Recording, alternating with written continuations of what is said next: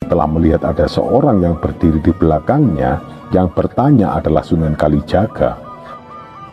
Dengan segera beliau memohon maaf seraya berkata, "Aduh, perkenankan kami mohon maaf Kanjeng. Kami tidak menyangka apabila Kanjeng Sunan berada di sini. Apakah maksud Kanjeng Sunan datang kemari?" Dengan suara yang pelan tetapi jelas, berkatalah Sunan Kalijaga, "Ki Ageng Giring, sebenarnya sudah sedari tadi aku berada di sini, dan aku melihat bagaimana kamu sekalian telah berembuk. Untunglah kamu sekalian adalah orang yang bijak dan pandai serta sabar. Andai kata tidak, pasti engkau sudah berkelahi. Akan tetapi, wahai anak cucuku, ingatlah bahwa kamu semua hidup di dunia ini karena ada yang menghidupkan atau ada yang memberi hidup, yaitu Allah Subhanahu wa Ta'ala."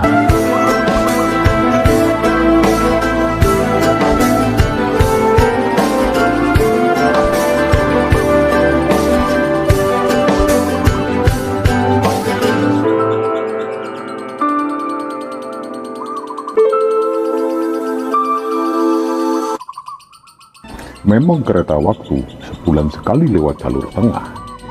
Tepat di Yogyakarta, Wali Paidi turun ke kota gede, hendak sowan Kanjeng Panembahan Senopati. Sampailah ia di pasar, dicarinya Mbah Ratmi, si penjual bunga. Dibelinya 2 keranjang dan 1 bungkus dupa. Wali Paidi walaupun bisa melihat seluruh gaib, bisa masuk ke ruang dan waktu, tetap masuk menghormati adat dan budaya di sini. Minimal masih bisa andil dalam perputaran ekonomi karena ikut belanja bunga dan dupa. Setelah mengganti pakaian abdi dalam keraton, Wali Paidi masuk ke makam para raja, diantar oleh penjaga makam. Terdengar tawassul, lantunan ayat-ayat Al-Quran keluar dari mulut Wali Paidi.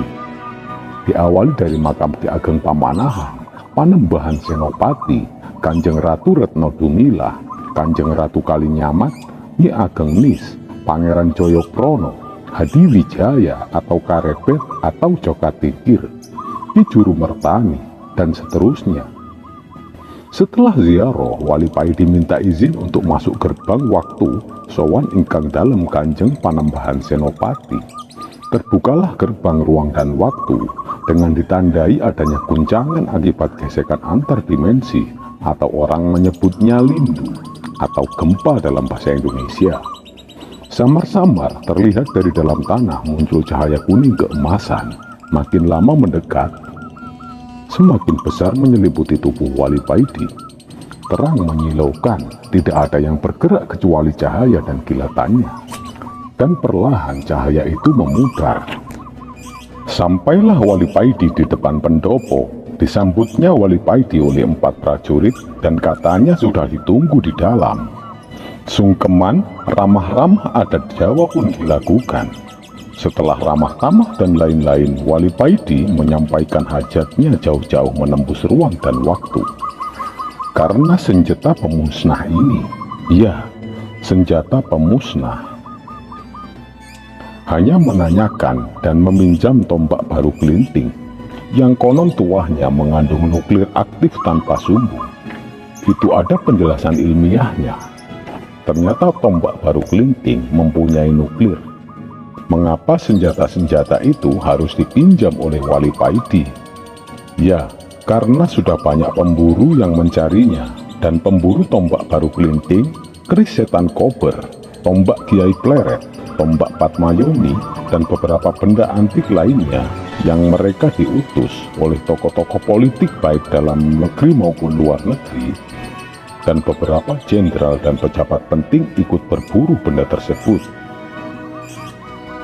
Sehingga para ulama sepuh meminta Wali Paidi untuk mengamankannya. Singkat cerita, Panembahan Senopati menjelaskan rahasia langit. Nger, kudrat irodat niku kagunganipun Gusti Allah. Sliramu mrene kuwi merga Gusti kang paring kanugrahan kanggo sliramu. Nanging Gusti nggada rencana ingkang langkung sae kagem negerimu. ingkang insya Allah rakyat boten dados korban. Keris naga runting, tombak Kiai Pleret, lan tombak baru klinting sampun dibekta Kanjeng Sunan Kalijaga. Mangke sliramu bakal ketemu Kanjeng Sunan nek sampun titiwancini. Lan niki aku titip mantra pengunci tombak baru klinting lan mantra pembuka segel. Besok tembe yen sampun titiwancine kepanggih Kanjeng Sunan Kalijaga, turutono apa dawuhe.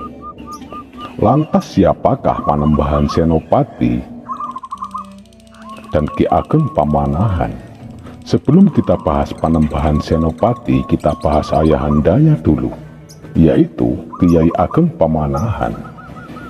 Kiai Ageng Pamanahan lebih dikenal sebagai Kiai Gede Mataram, adalah seorang tokoh perintis Wangsa Mataram yang berasal dari Selo atau sebuah desa di Grobogan dan kemudian hijrah ke Pengging. Ia dijuluki sebagai Pamanahan karena bertempat tinggal di Pamanahan, suatu tempat di utara Laweyan atau sekarang menjadi salah satu kelurahan di Surakarta. Kiai Ageng Pamanahan adalah putra Kiai Ageng Enis. Ayahandanya merupakan keturunan Kiai Ageng Selo yang pindah dan bertempat tinggal di Laweyan. Mereka adalah termasuk dalam rombongan orang-orang dari Selo, suatu desa yang sekarang menjadi bagian dari Kabupaten Grobogan. Mereka hijrah ke Pengging untuk membantu Sultan Hadiwijaya atau Jagadtingkir. Istri pertama Kiai Ageng Gede Pamanahan adalah seorang syarifah dari keturunan Sunan Giri, pertama syarifah Nyai Gede Pamanahan atau Nyai Gede Sabinah binti Pangeran Sopo bin Sunan Kidul bin Sunan Giri bin Maulana Ishak bin Ibrahim Asmorokondi bin Jamaluddin Al-Husain Ba'lawi Al-Husaini, yang dikaruniai banyak putra dan putri diantaranya Raja Muda Mandraguna. Yang kedua, Kanjeng Panembahan Senopati atau Raden Sutawijaya atau Sultan Mataram ke-1. Yang ketiga, Pangeran Ronggo. Yang keempat, Nyai Ageng Tumenggung Mayang. Menikah dengan Kiai Ageng Tumenggung Mayang, Pangeran Haryo Tanduran, Nyai Ageng Tumenggung Joyoprono. Yang ketujuh, Pangeran Teposono. Yang kedelapan, Pangeran Mangkubumi. Yang kesembilan, Pangeran Singasari atau Raden Santri, Raden Ayu Kajoran yang ke-10. Yang ke-11 adalah Pangeran Gagak Baning atau Raja Muda Pajang. Yang ke-12, Pangeran Pronggoloyo. Yang ke-13, Nyai Ageng Haji Panusa. 14, Nyai Ageng Panjang Jiwo. 15, Nyai Ageng Banyak Potro. 16, Nyai Ageng Kusumoyudo. Yang ke-17, Nyai Ageng Wirobodro. Yang ke-18, Nyai Ageng Suwakul. 19, Nyai Ageng Muhammad Pegik Sumowono. Nyai Ageng Wiroprono ing Ngasem. Nyai Ageng Hadiguno ing Palem. Nyai Ageng Suroyudo ing Kacomo. Nyai Ageng Mursodo ing Silarong. Nyai Ageng Ronggo ing Keranggan. Nyai Ageng Kawangsi ing Kawengsen. Nyai Ageng Situboyo ing Gambiro. Kiai Ageng Pamanahan jika diambil dari garis ayah masih keturunan Prabu Brawijaya V Bri Kertabumi dengan jalur silsilah sebagai berikut. Yang pertama, Prabu Brawijaya V Bri Kertabumi. Yang kedua, Bondan Kejawen atau Lembu Peteng. Yang ketiga anaknya adalah Kiai Getas Pandowo. Yang keempat, Kiai Ageng Selo. Yang kelima, Kiai Ageng Enis. Yang keenam, Kiai Ageng Pamanahan. Kiai Ageng Pamanahan wafat pada 1884 dan dimakamkan di Komplek Pemakaman Mataram di Kota Gede. Beliau dibesarkan dan dididik oleh ayahandanya, Kiai Ageng Enis. Kiai Ageng Pamanahan atau Kiai Gede Pamanahan atau Kiai Gede Mataram adalah tokoh yang dianggap menurunkan raja-raja dinasti Mataram Islam. Dalam bab Tanah Jawi disebutkan bahwa Pamanahan adalah putra Kiai Ageng Enis dan cucu Kiai Ageng Selo. Beliau mempunyai nama kecil Bagus Kacung. Nama Pamanahan diambil dari tempat tinggalnya setelah dewasa, yaitu suatu tempat bernama Pamanahan di Utara Laweyan atau Surakarta. Kiai Ageng Pamanahan adalah keturunan orang Selo, nama lama untuk padi, yang pindah ke Pajang. Kiai Ageng Pamanahan menikah dengan sepupunya Nyai Sabinah, putri Nyai Ageng Sopo atau kakak perempuan Kiai Ageng Enis. Dari hasil pernikahannya, Kiai Ageng Pamanahan dikaruniai seorang putra bernama Bagus Rubut atau Sutowijoyo. Beliau memiliki saudara angkat bernama Kiai Panjawi. Keduanya belajar dari Kiai Ageng Selo. Dalam perkembangan lebih lanjut, Kiai Ageng Pamanahan diangkat menjadi Lurah Wirotomo di Pajang. Nama Pamanahan diambil dari tempat tinggalnya setelah dewasa, yaitu suatu tempat di Utara Laweyan bernama Manahan, sekarang menjadi kelurahan di kota Surakarta yang dikenal sebagai kawasan pusat keolahragaan. Suatu petilasan berupa sendang atau kolam mata air yang konon menjadi tempat Kiai Ageng Pamanahan biasa membersihkan diri masih dapat ditemukan di Kampung Ngumbul. Pada tahun 1556, Kiai Ageng Pamanahan mendapat mandat dari Sultan Hadiwijaya atau Sultan Pajang pada waktu itu atau Karepet Jakatingkir untuk memimpin bumi Mentaok atau Mataram sebagai bupati. Pada zaman dahulu, hutan Mentaok merupakan wilayah bekas kerajaan Mataram kuno yang menguasai wilayah Jawa Tengah, bagian selatan pada abad ke-8 hingga abad ke-10. Setelah kerajaan Mataram Hindu memindahkan pusat kerajaannya ke daerah Jawa Timur, wilayah pusat kerajaan yang lama akhirnya menjadi hutan dan disebut Alas Mentaok. Beberapa abad kemudian, Alas Mentaok menjadi wilayah Kesultanan Pajang. Pada 1556, saat Kesultanan Pajang dipimpin oleh Sultan Adiwijaya atau Jakatingkir, wilayah Alas Mentaok yang juga disebut bumi Mataram pada kala itu diberikan kepada Kiai Ageng Pamanahan sebagai hadiah atas keberhasilannya bersama Kiai Penjawi dan putranya, yaitu Danang Sutawijaya, dalam menumpas pemberontakan Aryo Penangsang. Adipati-Kadipaten Jipang Panolan yang berpusat di daerah Panolan, Kedung Tuban, Blora, Jawa Tengah. Dikisahkan sebelum peristiwa tersebut, Kiai Ageng Pamanahan pergi ke Pajang untuk mengabdi diri kepada negara dan pemerintah Pajang, kerajaan yang baru saja berdiri sesudah kerajaan Demak runtuh, yang dipimpin oleh Karepet Jakatingkir atau Sultan Adiwijaya. Pada waktu itu terjadilah suatu peristiwa yang menimpa kerajaan Demak, yakni pertempuran perebutan kekuasaan antara Aryo Penangsang, keturunan Sekar Sedolepen, melawan Adiwijaya, pengganti Sunan Prawoto.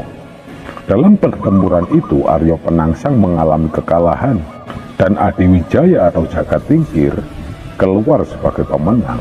Akhirnya Adiwijaya mendirikan kerajaan Pajang.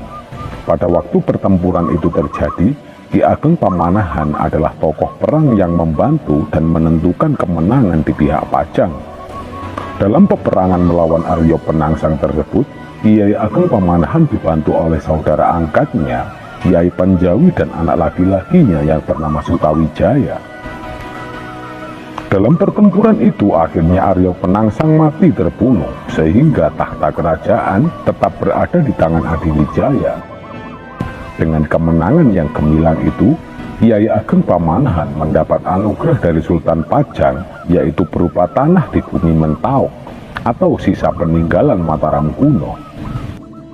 Hutan Mentaok diberikan oleh Sultan Adiwijaya atau Raja Pajang saat itu, atau Jakatingkir, kepada Ki Ageng Pamanahan tidak secara cuma-cuma, namun diberikan sebagai hadiah sayembara dari Sultan Adiwijaya kepada siapa saja yang berhasil membunuh Aryo Penangsang. Arya Penangsang terkenal sakti dan merupakan anak angkat dari murid kesayangan dari Sunan Kudus.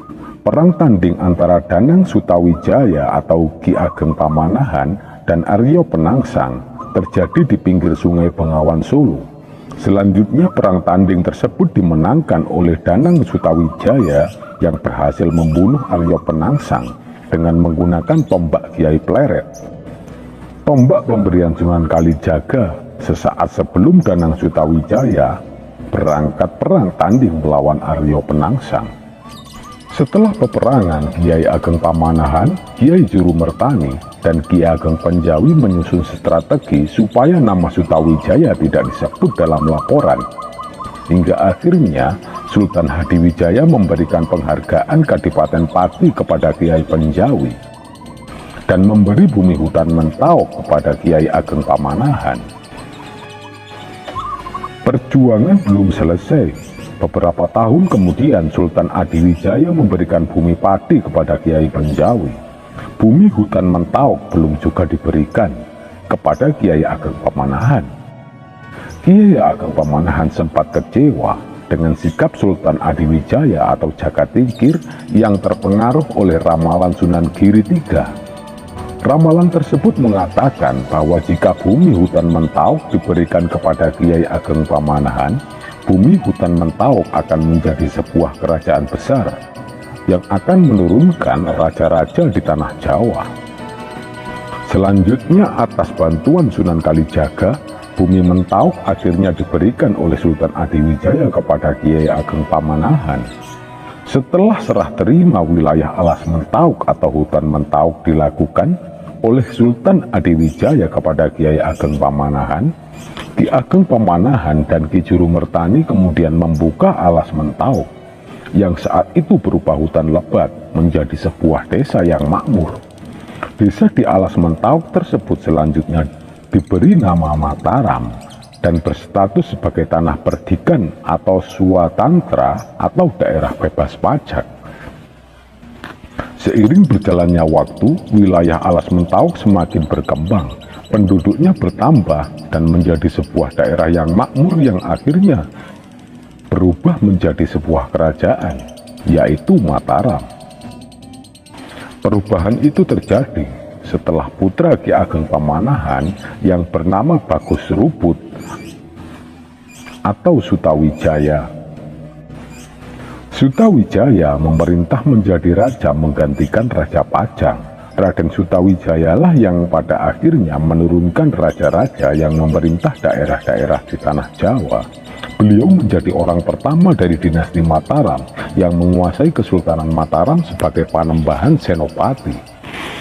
Dalam bab tanah Jawi, juga dikisahkan keistimewaan lain yang dimiliki oleh Kiai Ageng Pamanahan selaku leluhur raja-raja Mataram Islam. Konon sebelum berdirinya desa Mataram dan kemudian berkembang menjadi Kesultanan Mataram, terdapat kisah menarik tentang hubungan antara Kiai Ageng Pamanahan dan Kiai Ageng Giring yang pada akhirnya melahirkan Kesultanan Mataram itu. Kiai Ageng Giring merupakan salah satu putra dari Prabu Brawijaya IV, Raja Majapahit dengan Retno Mundri. Kiai Ageng Giring dikenal masyarakat sebagai sosok yang selalu memperdalam ilmu keagamaan dan ibadahnya secara teratur. Tidak mengherankan jika Kiai Ageng Giring seringkali diminta oleh masyarakat sekitar untuk memberikan petunjuk dan pertolongan. Oleh karena itu, Ki Ageng Giring diangkat sebagai sesepuh, menjadi lubuk ilmu tepian akal, atau tempat orang bertanya dan mengadukan masalah yang sulit. Dikisahkan bahwa Kiai Ageng Pamanahan dan Nyai Ageng Giring merupakan murid dari Sunan Kalijaga. Keduanya mengembara untuk mengembangkan kekuatan spiritual dan mengajarkan agama Islam kepada penduduk sekitar. Keduanya merupakan tokoh besar yang berkaitan dengan sejarah berdirinya Kesultanan Mataram. Kiai Ageng Pamanahan dan Kiai Ageng Giring merupakan orang-orang sakti yang banyak melakukan laku tapa. Karena kesaktiannya, orang-orang di sekelilingnya tidak dapat meremehkan mereka. Meskipun demikian, sebagai manusia biasa, mereka juga memiliki cita-cita yang tinggi. tidak hanya untuk diri mereka sendiri, tetapi juga untuk anak cucunya dan keturunannya. Mereka bercita-cita keturunan mereka ada yang dapat menduduki takhta sebagai raja. Untuk mencapai cita-cita tersebut, Kiai Ageng Pamanahan dan Kiai Ageng Giring melakukan laku taupo mengasingkan diri dari keramaian dengan menahan hawa nafsu atau makan, minum, dan tidur untuk memperoleh ketenangan batin dan petunjuk dari Sang Maha Kuasa. Laku tapa yang dilakukan Kiai Ageng Pamanahan dan Kiai Ageng Giring semata-mata atas petunjuk Sunan Kalijaga yang melihat isyarat turunnya wahyu Keraton Mataram. Sunan Kalijaga menganggap keduanya merupakan santri yang mampu menjalankan tirakat dengan kuat untuk menjaga negeri. Kiai Ageng Pamanahan dan Kiai Ageng Giring pun segera melaksanakan perintah Sunan Kalijaga melakukan laku tapa. Pada suatu ketika, Kiai Ageng Pamanahan berkehendak untuk bertapa. Konon setelah beberapa waktu bertapa, beliau mendapat wisik atau petunjuk gaib. Dalam wisiknya itu, Kiai Ageng Pamanahan merasa diajak Sunan Kalijaga pergi ke tempat seorang pertapa yang bernama Kiai Kembang Ampir. Sunan Kalijaga menjelaskan bahwa Kiai Kembang Ampir itu bertapa untuk memohon agar keturunannya kelak dapat menjadi raja di Pulau Jawa. Sesampainya di tempat yang dituju, Sunan Kalijaga mengetuk sebuah batu besar. Ternyata di dalam batu itu ada Kiai Kembang Ampir yang seketika itu langsung keluar. Setelah keluar dari batu itu, Kiai Kembang Ampir diperkenalkan oleh Sunan Kalijaga kepada Kiai Ageng Pamanahan. Kemudian, Ki Ageng Ampir melanjutkan tapanya, sedangkan Sunan Kalijaga beserta Ki Ageng Pamanahan melanjutkan perjalanannya. Dalam perjalanan tersebut, Sunan Kalijaga memberitahukan bahwa sesungguhnya wahyu keraton itu adalah kehendak Tuhan. Manusia tidak dapat menerima kalau Tuhan tidak menghendakinya. Demikian juga dengan Kiai Ageng Pamanahan, jika beliau akan menerima wahyu, tidaklah kurang 1000 jalan. Sebaliknya, jika sudah ditakdirkan untuk tidak menerima wahyu, dikejar bagaimanapun, beliau tidak akan berhasil. Setelah Sunan Kalijaga menemui Pamanahan, beliau kemudian menghilang. Beliau hanya berpesan kepada Pamanahan agar melanjutkan tapanya sambil terus berdoa memohon petunjuk kepada Allah Subhanahu wa Ta'ala. Sementara itu di tempat lain, Kiai Ageng Giring juga melakukan laku tapa untuk mencapai niatnya. Untuk mencapai keinginanku, aku harus melakukan laku tapa dengan tenang, jauh dari keramaian. Ya, nampaknya gua merupakan tempat yang cocok untuk bertapa, kata Ki Ageng Giring dalam hatinya. Namun, berapa lama tapa itu harus dilakukan agar Sang Pencipta dapat mengabulkan permintaanku ini? Apakah 1 atau 2 tahun? Bagaimana caranya? Apakah aku harus bersila atau bagaimana? Batin Kiai Ageng Giring. Ki Ageng Giring meminta bantuan istrinya untuk memberikan jalan keluar yang baik. Mbok Nyai, bagaimana kiranya aku dapat melakukan laku tapo yang baik? Di mana? Harus bagaimana? Dan berapa lama, Nyai? Tanya Ki Ageng Giring kepada istrinya. Istri Ki Ageng Giring kemudian memberikan nasihat agar waktu dan cara laku tapa tidak perlu dipikirkan sekarang. Beliau meminta agar suaminya berangkat saja ke tempat yang sudah lama dibayangkan. Kiai, berangkatlah segera ke tempat yang Kiai Ageng sudah rencanakan. Nanti setiba di sana akan ada suara hati yang membisik, kata istri Kiai Ageng Giring. Setelah mendengar nasihat itu, Kiai Ageng Giring masih merenung sejenak, lalu mengangguk 3 kali. Benar, kata istriku, aku harus segera berangkat ke tempat itu dan menunggu bisikan hati tentang apa yang harus aku lakukan setelah itu. Kiai Ageng Giring kemudian teringat akan mimpinya semalam. Mimpinya semalam dirasakan Kiai Ageng Giring agak lain dari malam-malam biasanya. Adapun impian itu adalah agar sebelum berangkat bertapa, beliau menemui Kiai Bintuluaji terlebih dahulu. Kiai Bintuluaji merupakan salah satu teman seperguruan Kiai Ageng Giring saat masih muda ketika menimba ilmu berolah batin. Namun dalam hal kesaktian, Kiai Bintuluaji selalu memandang Kiai Ageng Giring sebagai sosok yang lebih hebat daripada dirinya. Mengapa Kiai Ageng Giring harus menemui Kiai Bintuluaji? Itu pertanyaannya. Dalam mimpinya, Kiai Ageng Giring diminta untuk memberikan serabut kelapa kepada Ki Bintuluaji dengan maksud untuk ditanam agar kelak tumbuh menjadi pohon kelapa. Menurut mimpinya, Kiai Ageng Giring harus segera memetik satu-satunya buah kelapa yang masih muda itu dan minum airnya agar kelak dapat menurunkan raja. Tentu saja hal itu membuat Kiai Ageng Giring termangu. Aku tidak habis pikir, bagaimana serabut kelapa bisa tumbuh menjadi pohon? Bukankah tidak demikian cara menanam kelapa? Sebutir kelapa yang dibiarkan saja, kelak akan muncul tunasnya. Tetapi ini dari serabutnya. Sungguh tidak masuk akal. Kiai Ageng Giring bertanya-tanya di dalam hati. Perintah yang datang melalui mimpi itu dirasakan aneh oleh Kiai Ageng Giring. Benar-benar tidak masuk akal. Kemudian Kiai Ageng Giring menyampaikan mimpinya itu kepada istrinya. Sambil tersenyum, istri Kiai Ageng Giring berkata, "Sudahlah Kiai, sebaiknya Kiai Ageng laksanakan saja perintah dari mimpi itu. Apakah kelak dari serabut itu tumbuh atau tidak, sebaiknya tidak perlu dirisaukan. Segeralah untuk menemui Kiai Bintuluaji Kiai." Lanjut Nyai Ageng Giring kepada suaminya. Setelah mendengar nasihat istrinya, Kiai Ageng Giring segera berangkat ke rumah Kiai Bintuluaji. Beliau ingin segera menemui teman seperguruannya itu. Waktu itu hari masih pagi ketika Kiai Ageng Giring tiba di rumah Ki Bintuluaji. Ki Bintuluaji terlihat agak terkejut dengan kedatangan Kiai Ageng Giring. Tumben Kiai Ageng Giring datang menemuinya setelah sekian lama tidak bersama. "Loh, Kakang, tumben Kakak datang ke rumah?"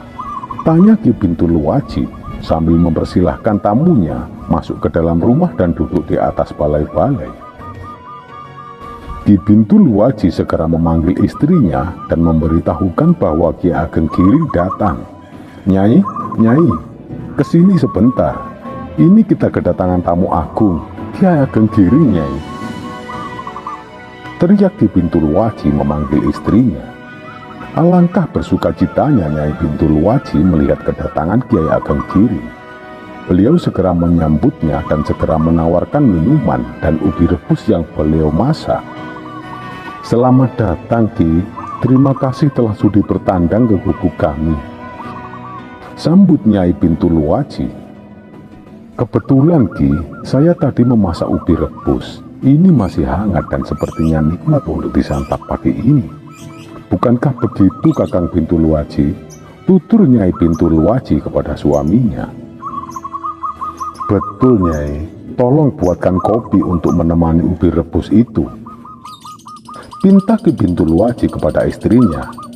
"Baiklah Kakang, segera aku buatkan," jawab Nyai Bintuluaji sembari masuk ke dalam menuju dapur. Sepeninggal Nyai Bintuluaji, Ki Bintuluaji menanyakan maksud kedatangan Kiai Ageng Giring ke rumahnya.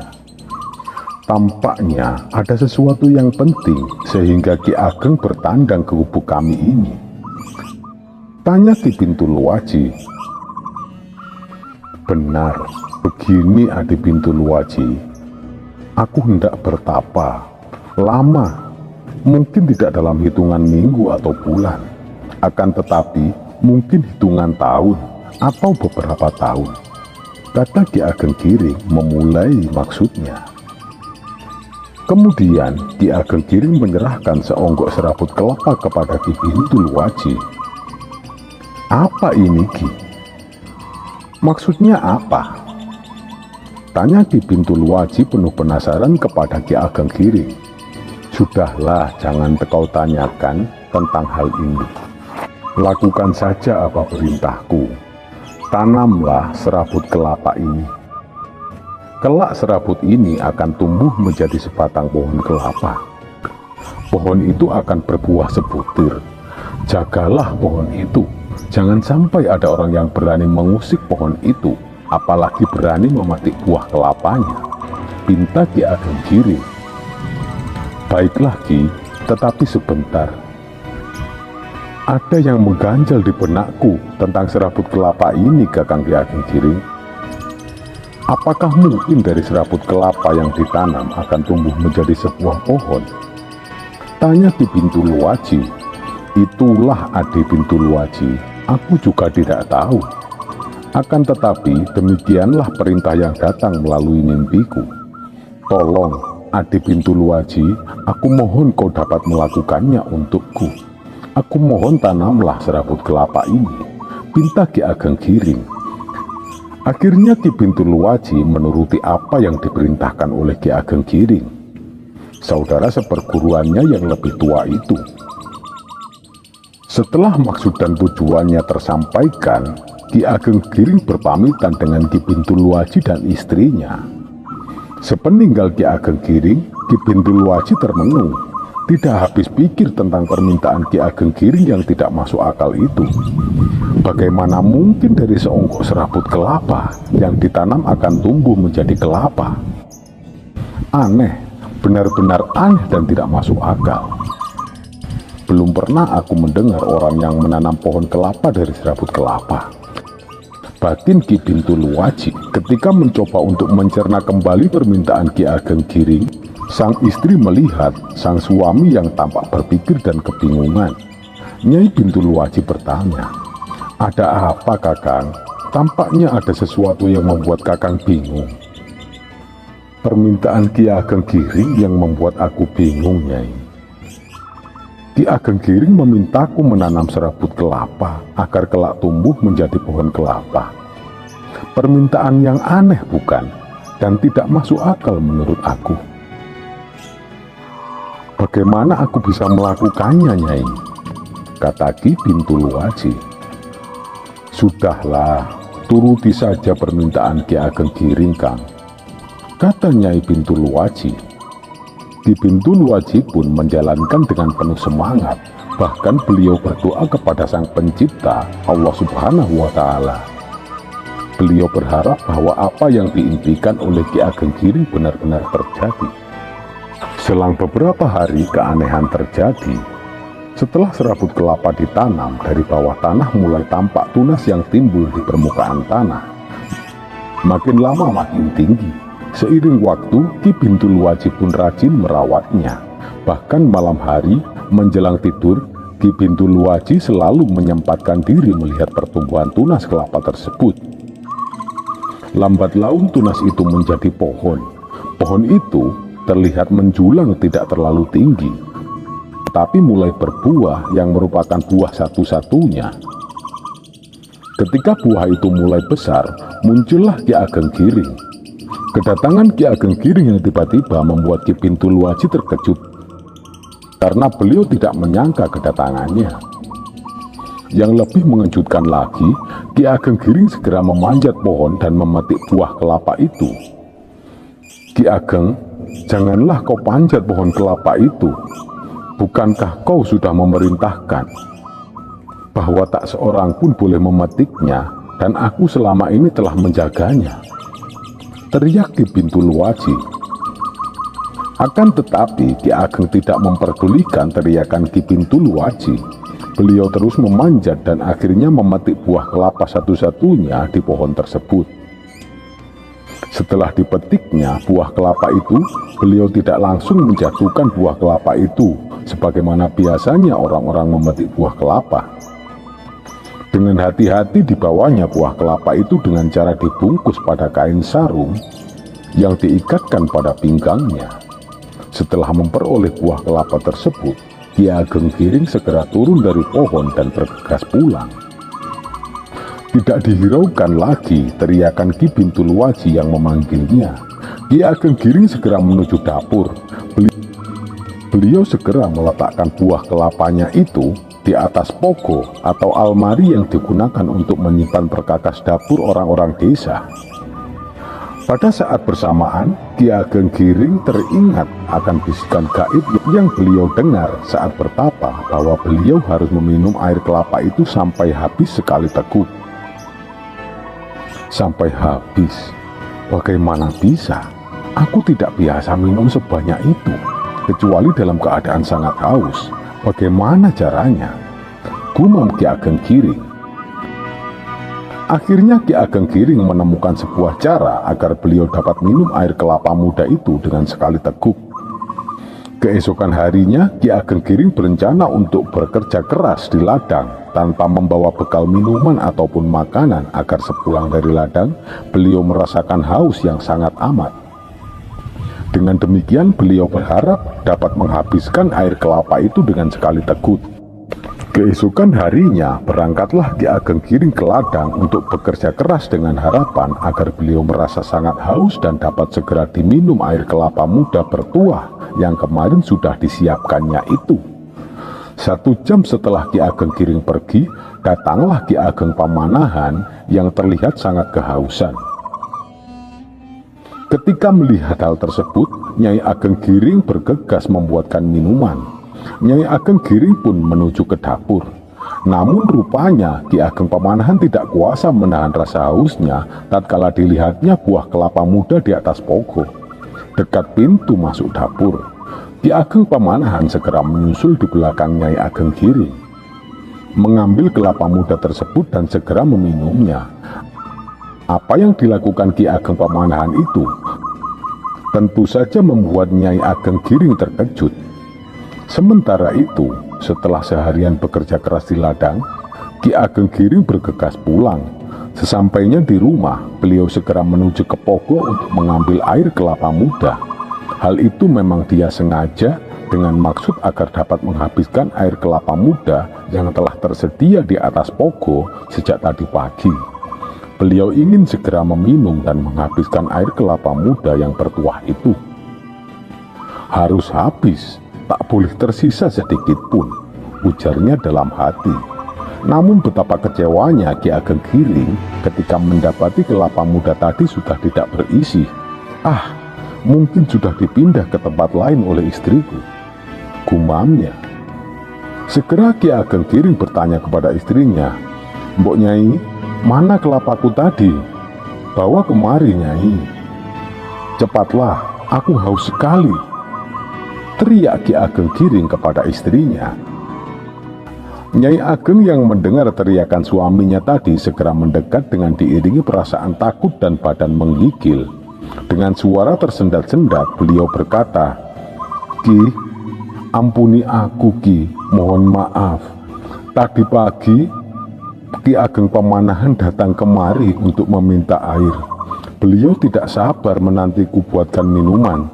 Tanpa aku sadari, beliau mengikutiku dari belakang. Beliau langsung menuju ke dapur. Karena melihat ada kelapa muda, beliau segera mengambil kelapa muda itu. Beliau lantas segera meminum habis air kelapa tersebut. Kebetulan saat itu, aku sedang menuangkan air ke cangkir. Dari arah belakang aku mendengar suara orang sedang meneguk air. Saat aku menoleh, aku melihat Pamanahan atau Ki Ageng Pamanahan telah selesai meminum air kelapa muda.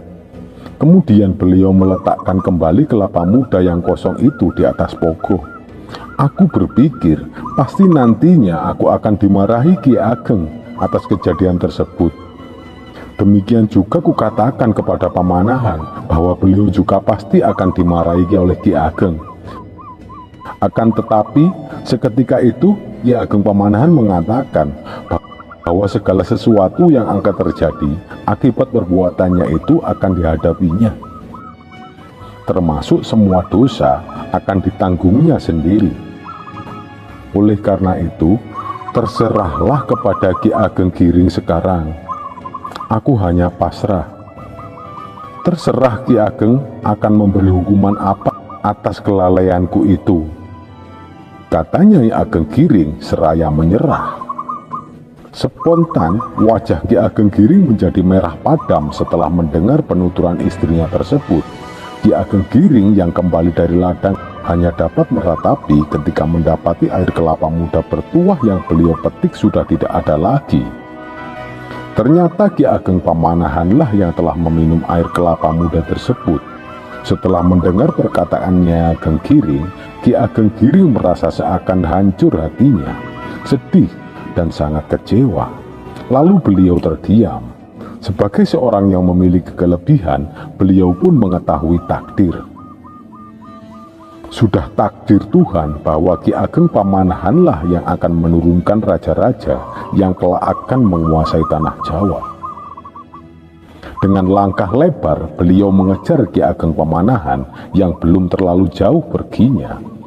Ki Ageng Giring berniat melampiaskan kemarahannya kepada Ki Ageng Pamanahan.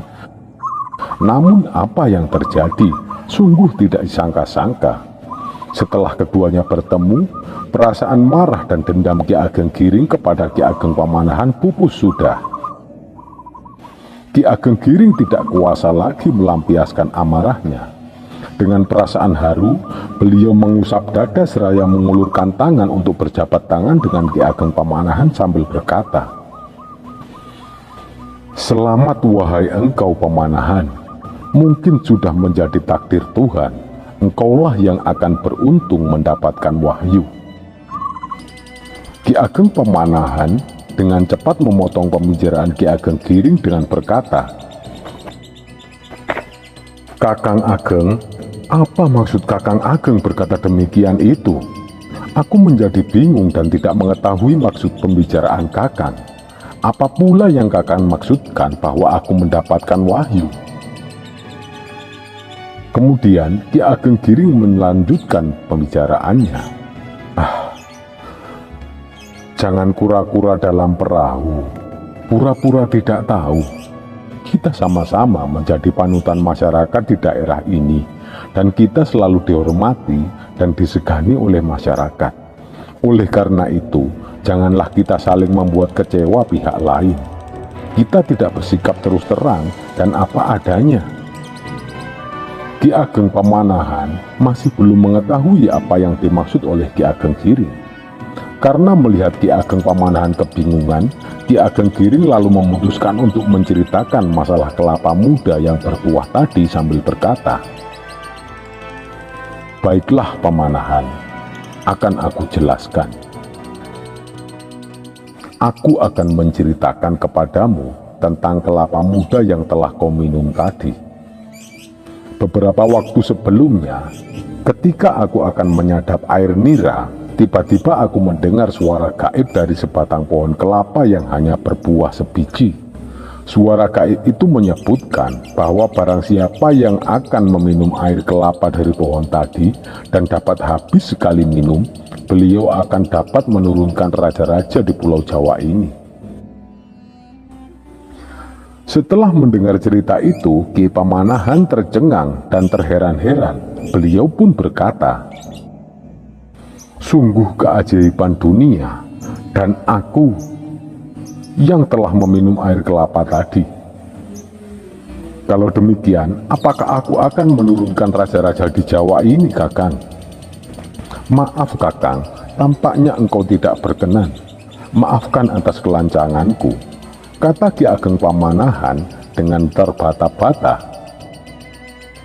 "Sudah terlanjur Adi," sergah Ki Ageng Giring dengan nada lemas dan sangat kecewa.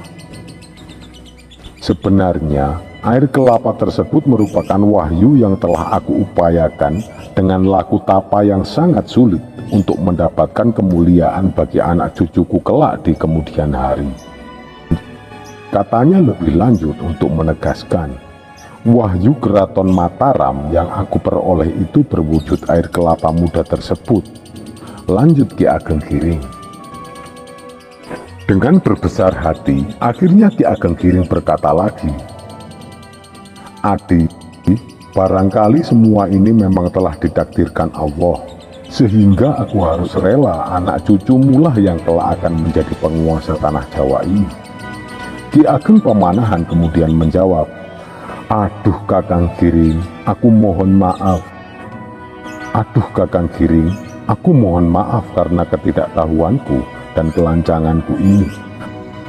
Aku menjadi penghalang kemuliaan anak cucumu."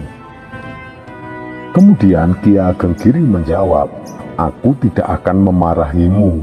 Barangkali ini memang sudah menjadi takdir Allah. Hanya saja, kalau kau rela dan tidak keberatan, aku mempunyai satu permintaan karena aku adalah pemilik kelapa itu. Tetapi kau yang meminum air bertuahnya," kata Ki Ageng Giring kepada Ki Ageng Pamanahan. Ki Ageng Giring menyampaikan permintaannya kepada Ki Ageng Pamanahan. "Adi, air degan sudah kau minum. Bagaimana aku akan dapat memintanya kembali?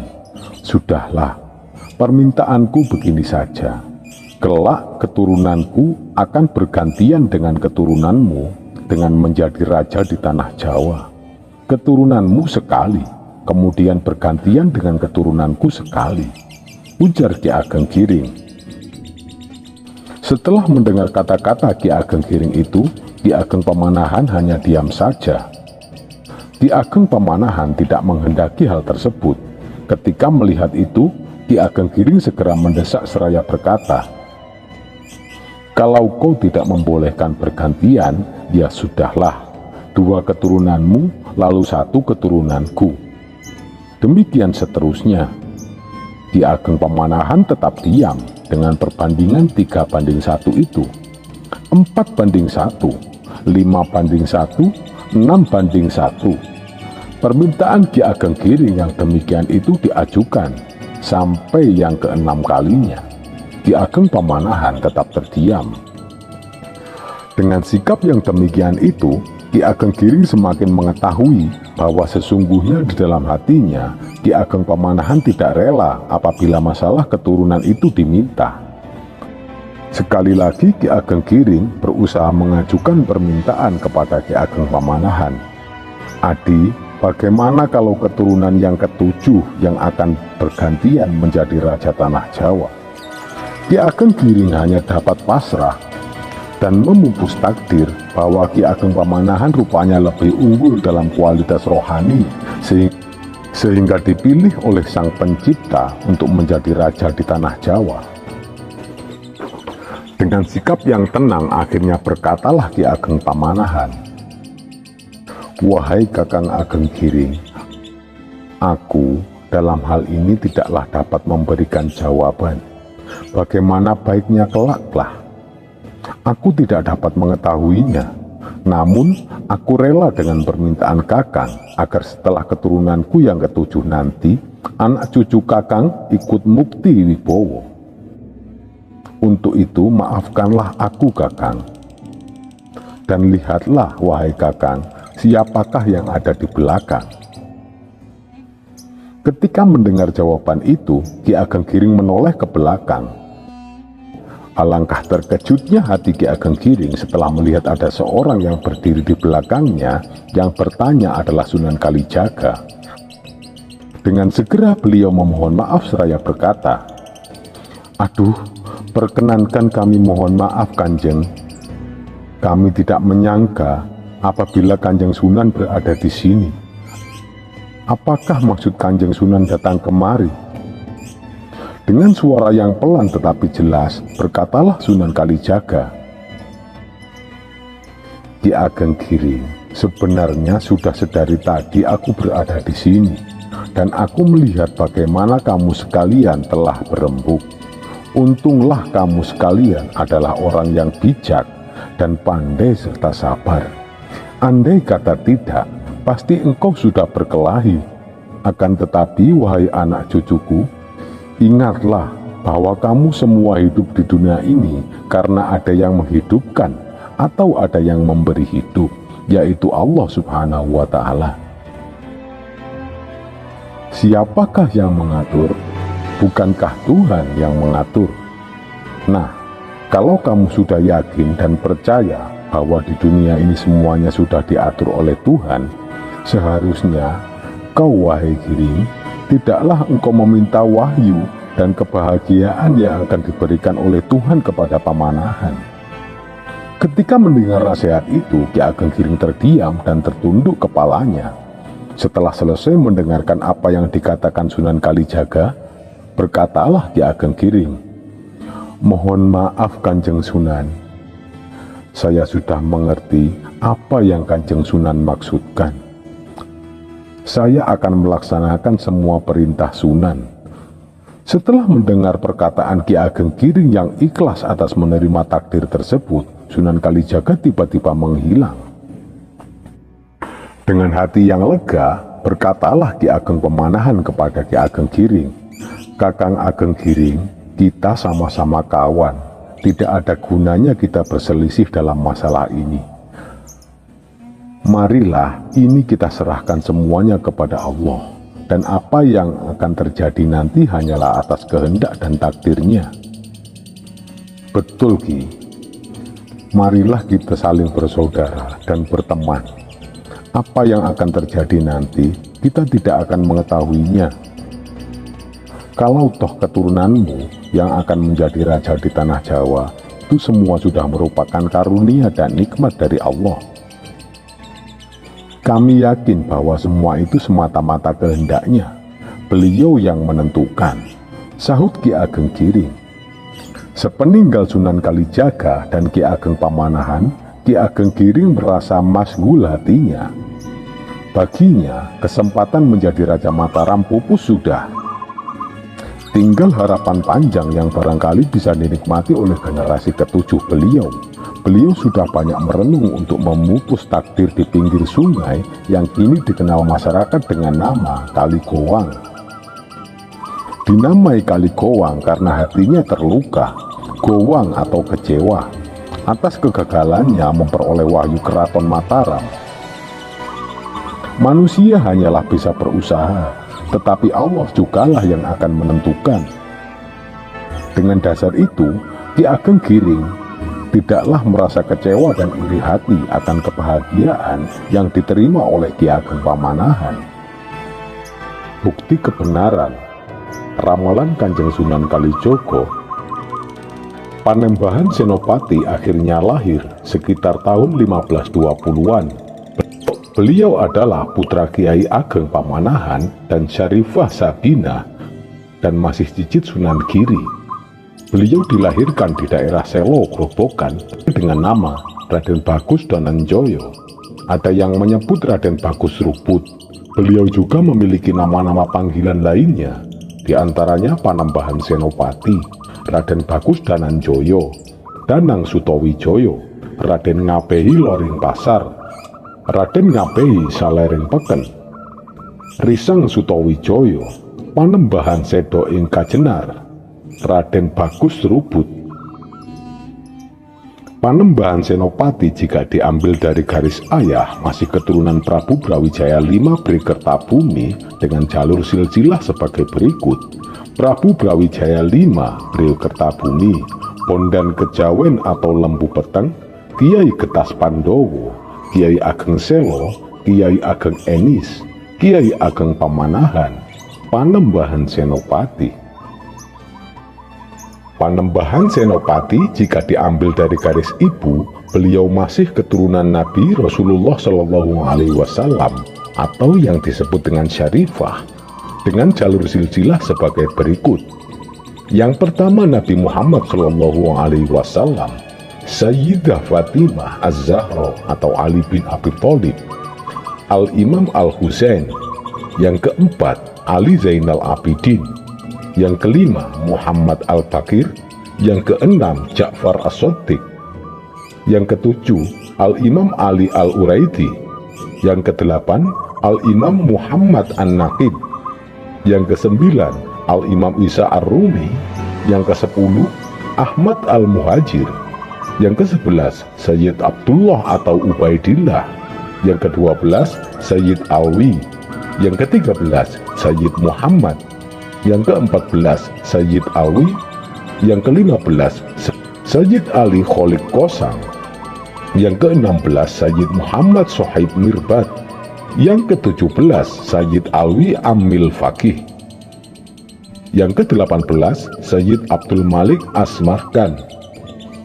Yang ke-19 Sayyid Abdullah. Yang ke-20 Ahmad Jalaluddin. Yang ke-21 Husain Jamaluddin. Yang ke-22 Sayyid Ibrahim Zainul Asmorokondi. Sayyid Maulana Ishaq. Yang ke-24 Ainul Yakin atau Sunan Giri. Yang ke-25 Sunan Kidul. Yang ke-26 Pangeran Sobo. Yang ke-27 Nyai Ageng Pamanahan atau Syarifah Sabinah. Yang ke-28 Panembahan Senopati atau Danang Sutawijoyo atau Danang Bagus atau Panembahan Senopati. Beliau dibesarkan dan dididik oleh ayahandanya Ki Ageng Pamanahan. Beliau juga dididik oleh sang kakek Kiai Ageng Enis. Selain itu juga beliau juga berguru kepada Kiai Ageng Penjawi, Kiai Ageng Giring, dan juga berguru kepada Sunan Kalijaga. Panembahan Senopati juga diangkat anak angkat oleh Sultan Hadiwijaya atau Jakatingkir. Di sana beliau juga berguru kepada Sultan Hadiwijaya dan Kiai Ageng Jurumertani, yang pada saat itu menjabat sebagai patih di Kesultanan Pajang yang dipimpin oleh Jakatingkir tersebut.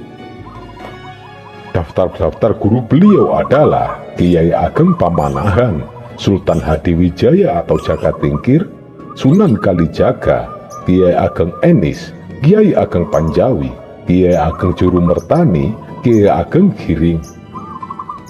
Panembahan Senopati adalah bapak dari Wangsa Mataram dan merupakan panembahan atau pemimpin pertama dari Mataram Islam yang di masanya masih berupa kadipaten. Beliau mewarisi jabatan ayahandanya sebagai Adipati Mataram di bawah Kesultanan Pajang. Saat kesultanan tersebut mengalami gonjang-ganjing, Senopati memerdekakan diri dan memerintah Mataram hingga menjadi kerajaan yang berdaulat. Panembahan Senopati adalah putra sulung dari pasangan Kiai Ageng Pamanahan dan Nyai Ageng Pamanahan. Ibundanya adalah adik dari Kiai Jurumertani yang menjadi patih pertama Mataram pada masa pemerintahannya. Kiai Ageng Pamanahan dan istrinya, Nyai Ageng Pamanahan pun tidak keberatan. Hal tersebut dikarenakan hubungan mereka sudah sangat baik, layaknya kakak beradik. Kanda, saya berjanji akan merawat Danang Sutawijoyo layaknya darah daging saya. Sungguh kami tidak keberatan. Justru kami sangat senang anak kami mendapat kasih sayang yang benar. Kata orang tua, Panembahan Senopati, kehadiran Danang Sutawijaya mampu mengobati kehampaan hati Sultan Hadiwijaya atau Jakatingkir yang tidak memiliki keturunan. Kemudian beliau dibesarkan dengan penuh kasih sayang. Setelah dewasa, Danang Sutawijaya diberi tempat tinggal di sebelah utara pasar. Hal tersebut menjadikan Danang Sutawijoyo dikenal dengan sebutan Raden Ngabehi Saloreng Pasar atau Raden Ngabehi utaranya pasar. Hadiwijaya begitu menyayangi Danang Sutawijaya seperti anaknya sendiri. Meskipun daftar raja-raja Mataram selalu menempatkan Panembahan Senopati berada dalam urutan pertama, gelar sultan baru resmi digunakan pada tahun 1641 di masa kekuasaan cucunya, Anyokrokusumo. Sutawijoyo masih mempertahankan gelar lamanya, Panembahan. Dapat disepadankan dengan adipati atau kepala pemerintahan dalam konteks ini. Gelar yang beliau sandang saat masih menjadi bawahan Kesultanan Pajang. Semenjak kecil beliau dididik oleh ayahandanya dan kakek beliau yaitu Kiai Ageng Enis yang menjadi penasehat spiritual dari Sultan Hadiwijaya atau Jakatingkir. Dan juga beliau didik sendiri oleh Sultan Hadiwijaya hingga Pangeran Bawono lahir. Dalam bidang agama, selain dididik oleh kakeknya, Ki Ageng Enis, beliau bersama-sama dengan Pangeran Bawono juga diajari oleh Sunan Kalijogo. Maka tak heran jika semenjak kecil beliau sudah menjadi orang mumpuni, karena banyak sekali yang menyayanginya. Selain olah kanuragan, beliau juga sangat pintar dalam hal agama dan strategi. Karena hal itulah beliau diberi julukan Panembahan Senopati. Ketika menginjak dewasa di Demak, sedang terjadi keributan dengan Kadipaten Jipang yang dipimpin oleh Arya Penangsang. Dan masalah tersebut membuat Sultan Hadiwijaya terpaksa turun tangan dikarenakan dimintai tolong oleh Ratu Kalinyamat. Dari hal itu, maka dibuatlah sayembara. Barang siapa yang bisa menumpas pemberontakan Arya Penangsang akan diberi hadiah tanah perdikan. Kiai Ageng Pamanahan, ayah dari Panembahan Senopati, ikut serta dalam sayembara tersebut bersama Kiai Penjawi dan Kiai Juru Mertani dari Pajang menuju Demak. Beliau membantu jaga tingkir dari pemberontakan Arya Penangsang atas Demak. Sultan Hadiwijaya atau Jaga Tingkir melakukan sayembara bukan dikarenakan tidak sanggup membunuh Arya Penangsang dengan tangannya sendiri, tetapi dikarenakan perbedaan status. Waktu itu Sultan Hadiwijaya berstatus sebagai raja atau penguasa kerajaan Pajang, sedangkan Arya Penangsang hanya berstatus sebagai Adipati Demak. Antara raja dan adipati terdapat perbedaan status yang sangat tinggi. Kedudukan seorang raja jauh lebih tinggi daripada kedudukan seorang adipati. Karena itulah Sultan Hadiwijaya merasa malu sebagai raja jika harus melawan sendiri Arya Penangsang yang seorang adipati itu.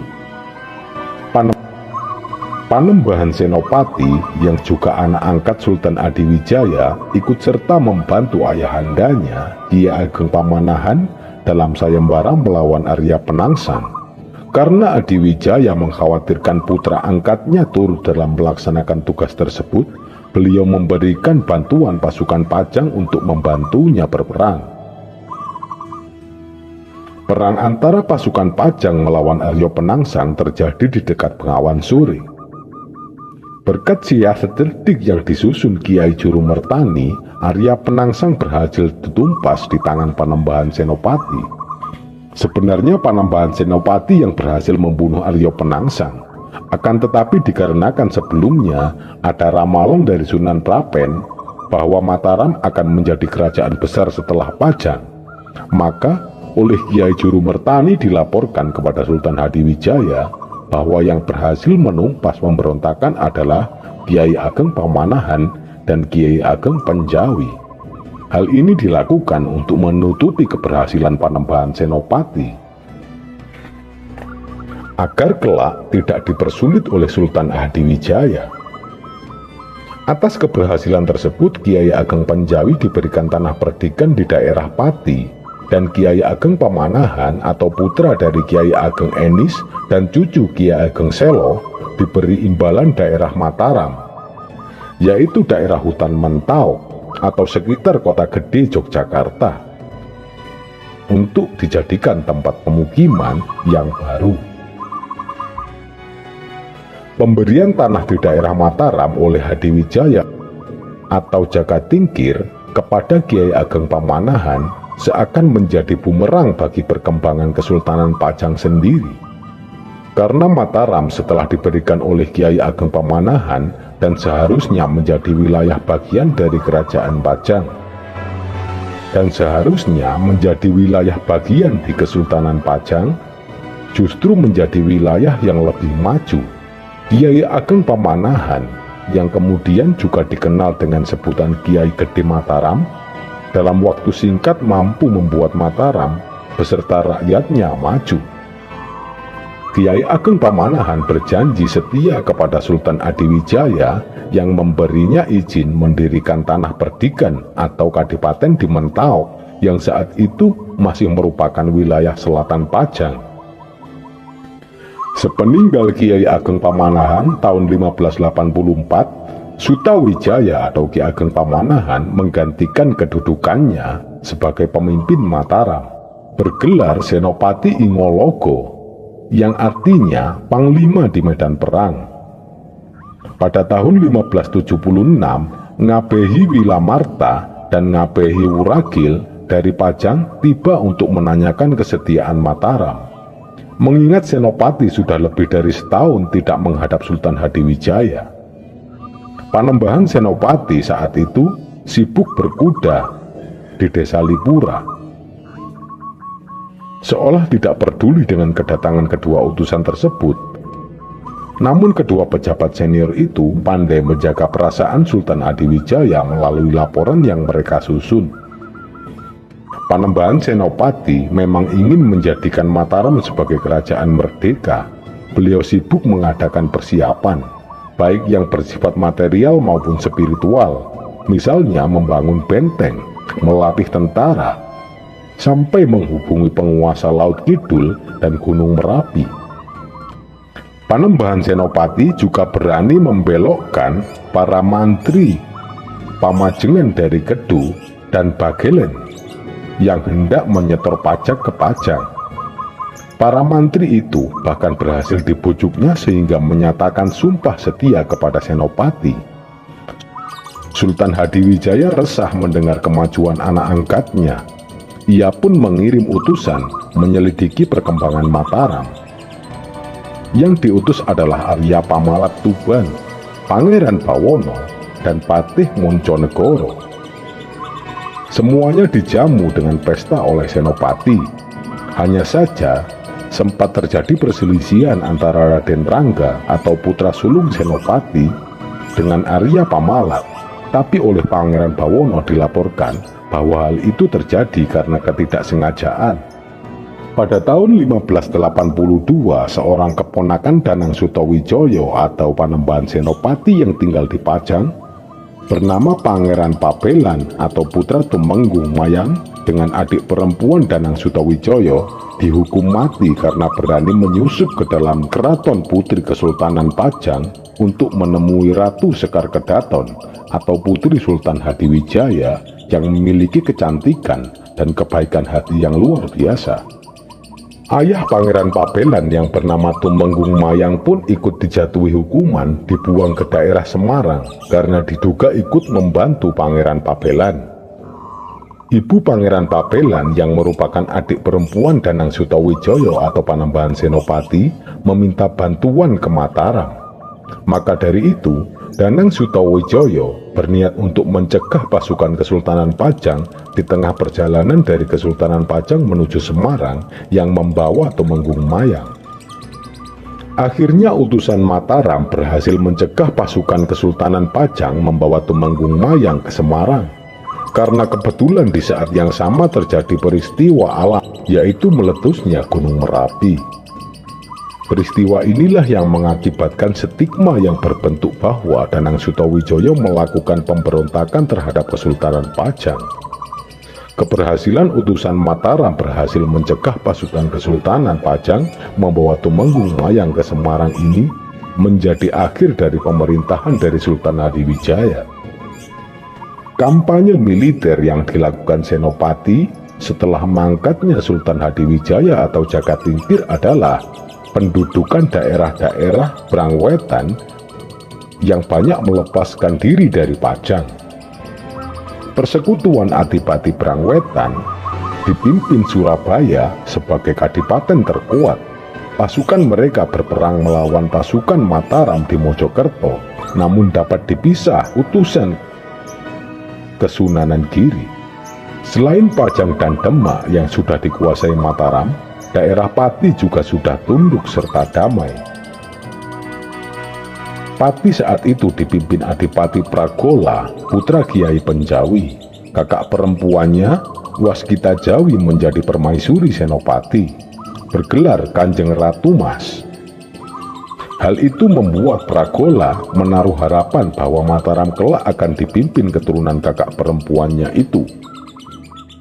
Setelah itu di Pajang sedang terjadi perebutan kekuasaan besar-besaran yang terjadi setelah Sultan Adiwijaya wafat pada tahun 1582 itu. Pewaris Adiwijaya seharusnya adalah Pangeran Bawono yang digulingkan tahtanya oleh Arya Pangiri.